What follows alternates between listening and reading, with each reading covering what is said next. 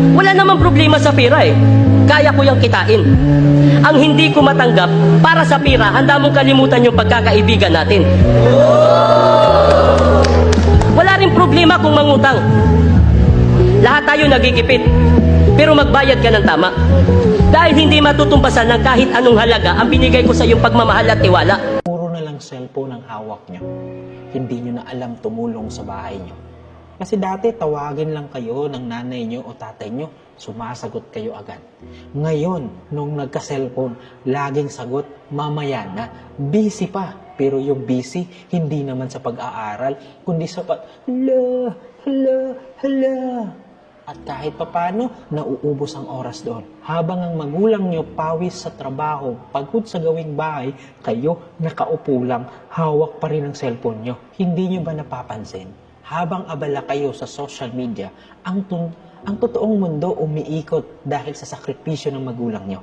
Habang natatawa kayo sa TikTok o memes, sila halos walang ng lakas pero hindi nyo man lang tinutulungan. At minsan, mas mabilis pa kayong mag-reply sa kaibigan nyo online kay sumagot ng opo kapag tinawag kayo sa bahay. Walang masama sa cellphone ha? Oo, pero tandaan nyo, ang cellphone pwedeng i-charge, ang magulang nyo hindi. Kaya ang cellphone pwede palitan, pero ang magulang pag nawala, wala na.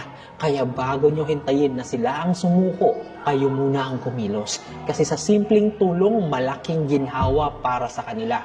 Because here's the truth, mas madali nyong mabitawan ng cellphone kaysa mabitawan ng pagkakataon na ipakita sa magulang ninyo na may malasakit din kayo.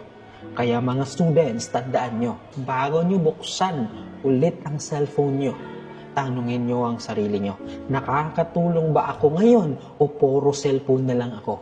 Kasi darating at darating ang panahon, wala nang tatawag sa inyo para humingi ng tulong para tulungan kayo.